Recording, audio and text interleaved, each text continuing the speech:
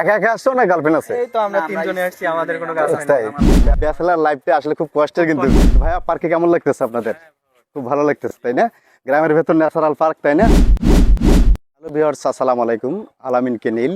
তো আজকে আমাদের নতুন ব্লগস মুসা পার্ক। তো আমরা মুসা পার্কে ইতিমধ্যে প্রবেশ করেছি। অনেক ভাই বোনেরা বেড়াতে আসছে, অনেক গাড়ি এখানে, অনেক ভিড়। তো আমরা প্রথমে টিকিট কেটে নেব, টিকিট কেটে তারপর পার্কে প্রবেশ করব। তো ভাইয়া দুইটা টিকিট, আচ্ছা টিকিট কত করে? 20 টাকা। তো আমরা দুইটা টিকিট কেটেছি, আমার ক্যামেরাম্যান আর আমরা পার্কের ভিতরে প্রবেশ করব। তো আমরা দুইটা টিকিট কেটেছি, টিকিট দিয়ে আমরা পার্কের ভিতরে প্রবেশ করব। তো ভিউয়ার্স, আপনাদের দেখানোর চেষ্টা করব। আমরা পার্কের ভিতরে প্রবেশ করেছি। প্রবেশ মুখেই সুন্দর একটা ব্যবস্থা, দেখেন এখানে নৌকার ব্যবস্থা আছে।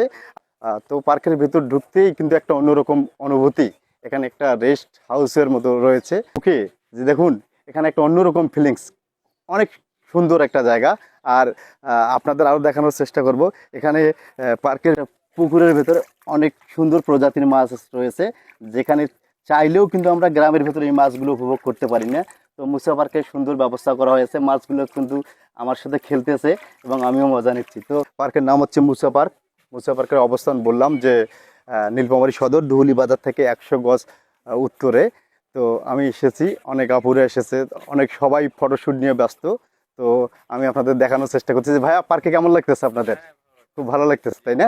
গ্রামের ভেতর ন্যাচারাল পার্ক তাই না? তো দেখুন এখানের ফিলিংসটা, বিশেষ করে বৈকালবেলা খুব একটা আনন্দময় ফিলিংস। উপলক্ষে নতুন একটা ব্লগস নিয়ে আসলাম। দেখুন এখানে কিন্তু দোলনার ব্যবস্থা রয়েছে। আপনার ন্যাচারাল পরিবেশ উপভোগ করতে হলে অবশ্যই আসতে হবে মুসা পার্ক। তো মুসা পার্ক মানেই অন্যরকম আনন্দ।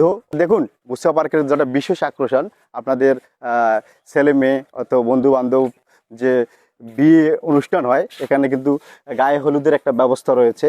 আপনারা চাইলেও কিন্তু এই পরিবেশে গায়ে গায়ে হলুদের যে অনুষ্ঠান বা বিবাহ বন্ধনের যে অনুষ্ঠানগুলো এখানে এসে করতে পারেন।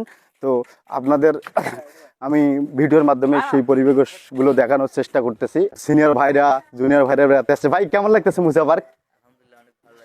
অবশ্যই এটা গ্রামের ভেতর ন্যাচারাল পরিবেশ, সব কিছু মিলে ভালো হয় তাই না? তো আপনারা অবশ্যই বেড়াতে আসবেন। দেখুন এখানে একটা খুব সুন্দর বসার জায়গা রয়েছে, যেখানে আপনার মানে পানির উপরে একটা ঘর রয়েছে। সেই ঘরের ভেতর আপনারা বসে খুব সুন্দর ন্যাচারাল পরিবেশ উপভোগ করতে পারেন। আপুরা বেড়াইতে আসছে, আমরা সেটাই আপনাদের দেখানোর চেষ্টা করতেছি।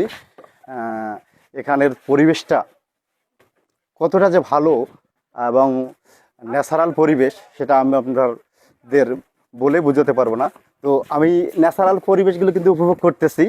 তো আমার খুব ভালো লাগে। দেখুন এখানকার যে পরিবেশটা, ওয়াও, চমৎকার।